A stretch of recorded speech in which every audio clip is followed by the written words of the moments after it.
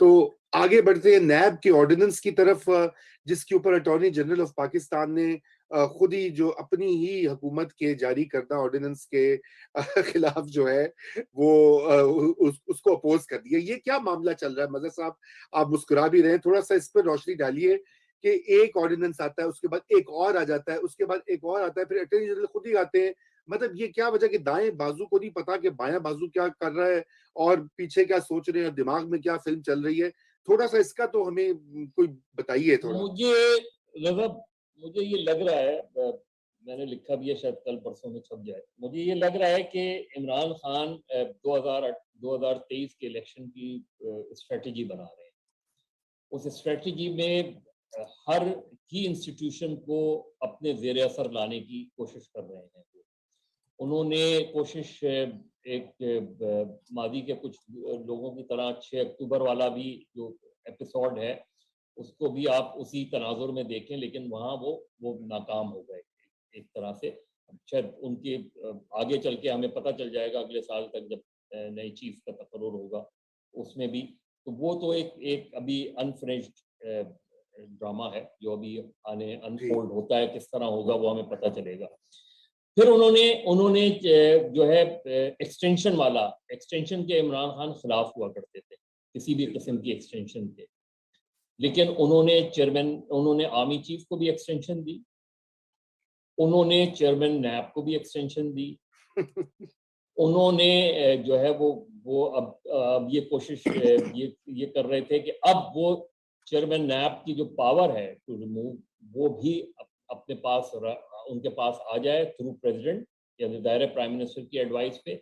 लेकिन और फिर इलेक्शन कमीशन ऑफ पाकिस्तान वहाँ भी, तो ये सारे अगर आप वो देखें तो उसमें अब नैब को वो क्यों करना चाह रहे थे, नैब को वो किस तरीके से, इसलिए कि वो अब भी समझते हैं कि पंजाब में पीएमएलएन बहुत बड़ा थ्रेट है उनके लिए, और पंजाब में उनके लिए जीतना बहुत मुश्किल होगा अगर पीएमएलएन इसी तरह इंटैक्ट रहती है, इसी तरह पीएमएलएन चलती रहती है, तो उनके लिए प्रॉब्लम होगी। तो दो फ्रंट पे उन्होंने अब ये जो टीएलपी वाला फैक्टर है इसको भी आप पॉलिटिकली उसको भी वो इमरान खान अपने फेवर में लेना चाहेंगे किसी भी तरीके से, कि किसी तरह चाहे वो इंडिपेंडेंटली लड़े या साथ मिलकर लड़े, हर दो सूरतों में इमरान खान को फायदा हो सकता है, पॉलिटिकली फायदा हो सकता है।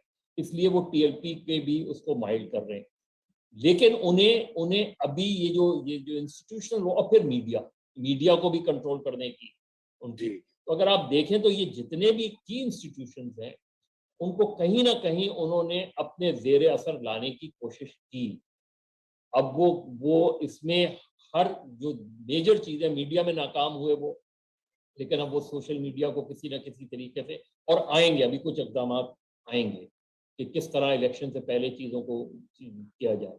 नैब के मामले में अटॉर्नी जनरल ने उनको वाज़े तौर पे कहा कि ये स्ट्राइक डाउन हो जाएगा, ये आप अगर चेयरमैन नैब, क्योंकि नैब की इंडिपेंडेंस इससे मुतासर होगी, तो आप ये ना करें।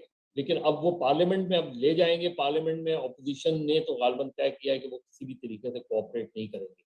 लेकिन ये मुझे लगता है कि ये वाली क्लॉज तो यहाँ भी उन्हें वो कामयाबी नहीं मिली, लेकिन फिर भी वो चाहेंगे कि जावेद इकबाल के थ्रू या जो भी चेयरमैन नैब है उसके थ्रू नैब किसी भी तरीके से इनके केसेस, कम से कम शरीफ के केसेस जो है, जरदारी साहब के केसेस का भी उनको इतना बड़ा मसला नहीं है, क्योंकि उनका सारा पॉलिटिकल टारगेट जो है वो पंजाब है कि पंजाब में उन्हें कैसे किस हद तक कामयाबी मिल सकती है। और वो जाहिर है नवाज शरीफ साहब की प्रेजेंस में, मरियम नवाज की प्रेजेंस में, शहबाज की प्रेजेंस में थोड़ा सा उनके लिए प्रॉब्लम्स हैं। और इसी तरीके से इलेक्शन कमीशन से, और शायद आगे जाके जब 2023 में चीफ जस्टिस ऑफ पाकिस्तान का मसला आएगा तो वहाँ भी आप ऑलरेडी 2023 में अगर चीफ जस्टिस की बारी आएगी तो वो जस्टिस काजी फायद ईसा की बारी आएगी। उससे पहले वो सारी कंट्रोवर्सीज जो हैं वो हो सकता है कि और ज़्यादा खड़ी हों, और ज़्यादा इश्यूज खड़े हों, और फायद ईसा साहब को और ज़्यादा कंट्रोवर्शियल बनाया जाए। तो इमरान खान तो अपने 2023 के पॉलिटिकल एजेंडे पर काम कर रहे हैं कि वो किस तरीके से वो करें, क्योंकि ऑपोजिशन से ऐसा जो वो स्ट्रीट पे कोई थ्रेट नहीं है। जी हाँ। इमरान खान को थ्रेट है इमरान खान से, पीटीआई को थ्रेट है पीटीआई से। और इसमें कौन सा थ्रेट कामयाब होता है ये हमें देखना है। ये तो मैं तो ये हेडलाइन, समझता हूँ। ये तो उम्दा हेडलाइन बन सकती है मजहर भाई, इमरान बमुकाबला इमरान। तो लकी साहब मैं आपकी तरफ आता हूँ, मुझे ये बताइए, हमने वाह में ऑर्डिनेंस फैक्ट्री का तो सुना था, ये लगता है कि इस्लामाबाद में भी एक ऑर्डिनेंस फैक्ट्री खुली हुई है। अभी नैब की इन्होंने बात की, मजहर साहब ने बड़ी पते की बात कही कि असल उसका हदफ क्या है, लेकिन इसके अलावा एक IMF का ऑर्डिनेंस भी चल रहा है, उसके ऊपर भी वजीर कानून उनको बता रहे जी वो आइन के खिलाफ है। अच्छा वो बनाते भी खुद ही हैं वो ऑर्डिनेंस, फिर कहते हैं नहीं हम उसको जारी नहीं कर सकते क्योंकि वो आइन के खिलाफ है। मतलब कमाल की बात है। इससे पहले वो जजीरों के ऊपर ऑर्डिनेंस जारी हो गया था, कराची के करीब जो जजीरे थे, फिर वो वापस लेना पड़ा। एक पूरी एनएफसी पे दास्तान है। था, एनएफसी पे हुआ था, NFC इलेक्शन पे हुआ। कमीशन पे था। हो वो सकता तो है। एक से आर्मी एक से आर्मी एक। आर्मी चीफ की मुद्दत मुलाजमत पे था हाँ। और बार नहीं बार नहीं, वापस उनको जाना हो पड़े। सकता है कि वो हो सकता है हाथ 2023 के खड़े करने इलेक्शन पे पे, भी ऑर्डिनेंस जारी हो नहीं जाए। नहीं, सेनेट कि ऑर्डिनेंस इस कौन कौन जीता? सेनेट में हाथ खड़े करने पर भी एक ऑर्डिनेंस ऑर्डिनेंस इन्होंने किया था। वो इलेक्शन कमीशन उसका क्या पाकिस्तान ने हुआ, एतराफ किया था। एनएफसी कमीशन, एनएफसी अवार्ड का था। मतलब एक लंबी तारीख है वो तो। एक उन्होंने एक चरखा लगाया हुआ है हमारे आरिफ अलवी साहब ने ऐवान सदर में, बस उसमें डालते जाते हैं और निकालते जाते हैं। न कोई लिखता है न कोई पढ़ता है। नैब का ऑर्डिनेंस, उसके अंदर तरमीम, तरमीम के अंदर तरमीम। अब ये जो जिस तरीके से कर रहे हैं, ये एक इन्होंने मजाक बना दिया है स्टेट क्राफ्ट को, जिसमें बंदा सोचता है कि हंसे या रोए। लेकिन आप ये देखें कि ये जो कानून इन्होंने बनाया है ऑर्डिनेंस का, अब इनका तो मजहर ने सही कहा कि जी इनके इरादे क्या हैं, लेकिन वो बकौल शायर सामान 100 बरस का, पल की खबर नहीं। अभी तो आहिस्ता आहिस्ता चीजें खुल के सामने आ रही हैं। पिशावर हाई कोर्ट ने इनके लोकल बॉडीज का जो कानून था उसको उठाकर रद्दी की टोकरी में फेंक दिया। नैब का ये जो ऑर्डिनेंस लाए और फिर उसके अंदर जो तरमीम लाए, ये पूरा एक पर्सन स्पेसिफिक कानून है। अपोजिशन को दबाना है, हुकूमत को फायदा देना है, जावेद इकबाल को रखना है। हर तरह से एक पर्सन स्पेसिफिक लॉ है। ये उड़ जाएगा जब, ये चैलेंज तो पहले हो गया है इस्लामाबाद हाई कोर्ट में, 10 नवंबर को इसकी तारीख भी है। लेकिन अभी जैसे जैसे दिन गुजरेंगे, अब आर्टिकल 89 जो है आइन का, उसके तहत किसी भी ऑर्डिनेंस को जब भी वो ले होगा किसी भी हाउस में, सादा अक्सरियत से उसको उठाकर फेंक देंगे। जी सेनेट के अंदर जो तब्दीलियां आ रही हैं, जो बाप पार्टी के अंदर जो फूट आई है, जो सादिक संजरानी के खिलाफ जो कुछ लोग खड़े हो गए हैं, जिनमें उनके अपनी पार्टी के लोग शामिल हैं, जाम कमाल ग्रुप के लोग हैं, सरफराज बुगटी है जी, अनवार काकड़ है। तो अब सेनेट के अंदर जो है वो पहले ही अपोजिशन को अक्सरियत तो थी, लेकिन जो इस वक्त जो इस्लामाबाद और उसके करीब एक शहर जो मैं नाम हमेशा भूल जाता हूँ, पिंडी उनके भटिया। दरमियान जो दूरी है, तो ये जोक सारी सादा। चीजें सामने, फिलहाल ये सारी चीजें आपके सामने आएंगी आने वाले दिनों में। तो जी ये लाल इतना हवेली तक रुक जाए, आसान नहीं है। हाँ जी, जी लाल हवेली तक रुक जाए। लाल हवेली तक रुक जा। लाल हवेली अच्छा, तक। मैं इसमें एक बात कहना चाहूंगी और ये बहुत अहम है कि जो अटॉर्नी जनरल है वो उसूल परस्त आदमी है। आपको याद होगा कि जस्टिस काजी फायजीसा का जब रेफरेंस था, तो वो हुकूमत की नुमाइंदगी करने से उन्होंने अपने आप को रिक्यूज कर दिया था, अलहदा कर दिया था केस से, क्योंकि वो कॉन्फ्लिक्ट ऑफ इंटरेस्ट उनको नजर आ रहा था। दूसरी तरफ जब ये social media rules and regulations मैंने और दीगर लोगों ने चैलेंज किए थे इस्लामाबाद हाई कोर्ट में, तो उन्होंने एतराफ किया था और वो बहुत वाज़ेह तौर पर उन्होंने वजीर आजम को जोर शोर से बताया था कि किस तरह से ये फ्रीडम ऑफ एक्सप्रेशन और ये सारे मामला इसमें मसाइल हैं, ये क्लॉज है, उसमें मसला है, और उन्होंने वो मामला टेकअप किया था अपनी तरफ से। उनकी भी मजबूरी है, जाहिर है।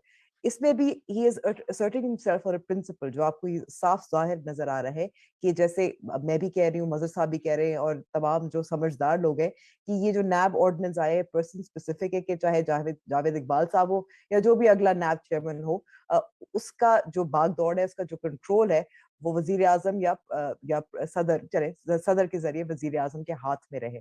इससे एक और चीज जो जाहिर होती है, जो मजहर साहब ने बहुत अच्छी तरह बताया भी था, तफसील से एक्सप्लेन भी किया है कि कौन से इदारे हैं जो आपको नजर आ रहे हैं बहुत वाजे तौर पर कि ये इलेक्शंस की तैयारी है। इसका ये भी आप एक और मतलब अखज कर सकते हैं कि जो 2018 में आसानियां थी, जो दीगर जो आप कह सकते हैं इदारे, रियासती नुमाइंदे हैं जो आसानियां पैदा कर रहे थे पाकिस्तान तहरीक इंसाफ के लिए और इमरान खान के लिए, वो मुयस्सर इस बार नहीं होंगी। इसीलिए इमरान खान साहब ये इन मामलात को अपने हाथ में ले रहे, कंट्रोल में ले रहे हैं। जी, छतर छाया जो है आपने कहा कि वो शायद हट जाए, यही मज़हर साहब आपने बहुत जबरदस्त प्रोजेक्शंस करे थे, लेकिन मैं सिर्फ उसमें एक इजाफा कर दूं कि देखिए 19-20 नवंबर के लगभग सितारों की चाल बदल रही है, ग्रहण जो है वो लपेट में लेगा दुनिया को।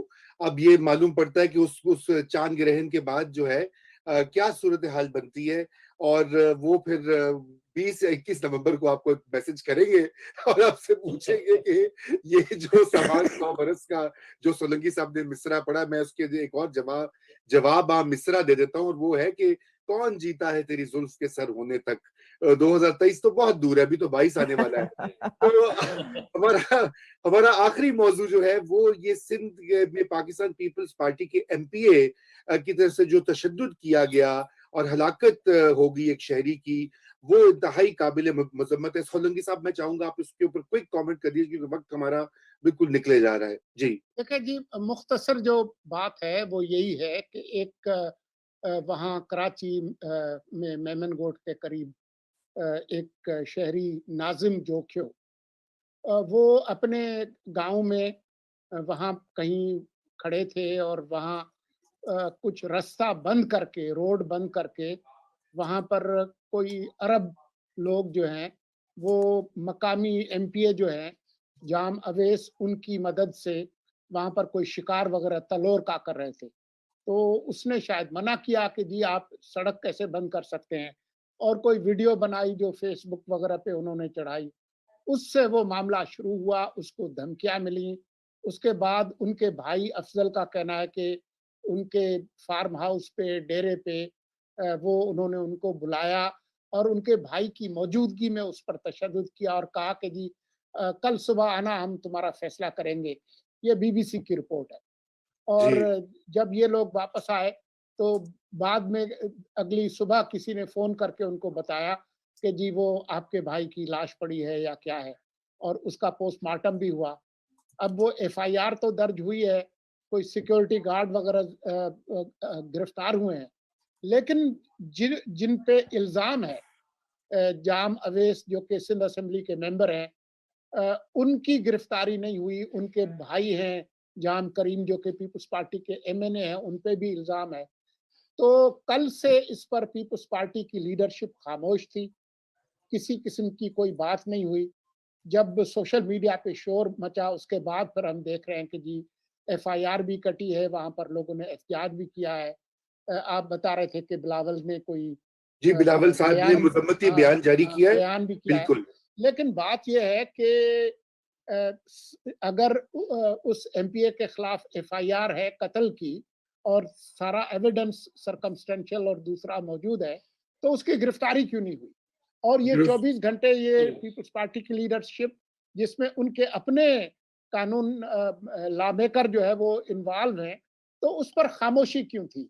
उसके नतीजे में हमने क्या देखा कि फिर वो हलीम आदिल शेख वगैरह वहां जाकर उन्होंने कोई जो है वो सियासत करने की कोशिश की। तो ये एक बहुत ही अफसोसनाक बात है। मैं ये समझता हूँ कि जी, इस पे मजहर साहब जी कुछ जी कहना चाह रहे मजहर, हैं। रजा जी मजहर, मजहर। रजा यही नहीं, लड़काना का भी जो वाकया है वो भी जो है उसकी भी तहकीक होनी बहुत जरूरी है। वहां भी पीपल्स पार्टी के एक लीडर का नाम आ रहा है, जो औरत कत्ल हुई है, जो घर के सामने उसको मारा जी गया है, और उसको वहां से हटाने की कि ये जगह छोड़ दो, इस तरह की चीजें, ये सिंध गवर्नमेंट के लिए बड़ा सीरियस मसला है। देखिए ये जो मारा गया है वो भी, उसका भाई भी पीपल्स पार्टी का ही है, और वो गालिबन उधर का जिला काउंसिल का रुकन है, वो है, तो वो भी पीपल्स पार्टी का ही है। मतलब आप इसको इतनी आसानी से, क्योंकि मुझे अच्छी तरह याद है जब एक केटीएन का कैमरामैन मारा गया था मुनीर सांगी 2006 में, उस वक्त उसकी बेवा ने उस वहां के MPA पर इल्जाम लगाया था, वो उन्नड़ के ऊपर। उसने बाद में पीपल्स पार्टी ज्वाइन कर ली और वो सूबाई वजीर भी हो गया। तौबा। तो ये सिंध गवर्नमेंट के लिए, खासतौर पे पीपल्स पार्टी के लिए बड़ा सीरियस चीज है कि अगर आपने इस तरीके से लोगों को प्रोटेक्ट किया, अपने लोगों को प्रोटेक्ट किया, तो ये चीज फिर कहीं नहीं जाके रुकेगी। और ये मेरा ख्याल है पीपल्स पार्टी के लिए बहुत बुरी मिसालें कायम। बिल्कुल बिल्कुल। मज़हर साहब, आपने एक्सटेंशंस की बात की, तो वो हमारे एक व्यूअर हैं फरूख महबूब खान, वो कह रहे हैं कहीं ऐसा ना हो कि खान साहब अपने आप को भी एक्सटेंशन दे दें अगले साल। मैंने कहा ना ऑर्डिनेंस के तहत आ सकता है 2023 में कि जी अगले 5 साल के लिए उस तरह ज़ियाउल हक की तरह 5 सवाल अगर रख देंगे। आपको इस्लाम नहीं, पसंद है जी, हाँ, तो मैं फिर 5 साल सदर हो गया। और मुशर्रफ ने भी तो मुशर्रफ अपने आप को ही दिया था। उन्होंने भी दिया था, बिल्कुल। फरूख नसीम साहब जो है उनके तो प्रैक्टिस हाँ। भी हो गई है, ताल्लुकात भी हैं, कर देंगे। बिल्कुल है। तो हमारा वक्त बिल्कुल खत्म होने को है। अंबर, आपने सारी गुफ्तगू सुनी, मैं अब आपको एक मशवरा दे रहा हूँ, आप एक जल्दी से किताब लिखना शुरू करें जो ऑर्डिनेंस की तारीख है, ऑर्डिनेंस फैक्ट्री जो है ना 2021। इससे पहले के PMD आए, आप लिख दो। लिख दे, छपवा देंगे कहीं ना कहीं छपवा देंगे। VPN जिंदाबाद। तो नाज़रीन और हमारे मेहमानों की आपने गुफ्तगू सुनी, और आप ये जान सकते हैं कि इस वक्त पूरे मुल्क में तशवीश है, और तमाम हमारे इस वक्त जो बड़े ओपिनियन मेकर्स हैं, कॉलम निगार हैं, एनालिस्ट हैं, वो सब यही बात कह रहे हैं, वो हैरान है कि ये किस तरह से मिस हैंडल की गई है तहरीक लब्बैक पाकिस्तान की जो धरना था, और उसके अलावा जिस तरह से बार बार उनसे मायदे करके, खुफिया मायदे जो हैं वो गुड गवर्नेंस की नफी भी हैं, आइन और कानून की नफी भी हैं। ये इस पे आपको पार्लियामेंट को, अवाम को एतमाद में लेना चाहिए बड़े बड़े फैसलों के ऊपर। और इस वक्त हम एक बिल्कुल जिसे कहते हैं हुकूमत भी और मुल्क को भी एक बंद गली की तरफ धकेला जा रहा है। खुदा करे कि इससे कोई रास्ता निकले। इसके साथ ही खुदा हाफिज।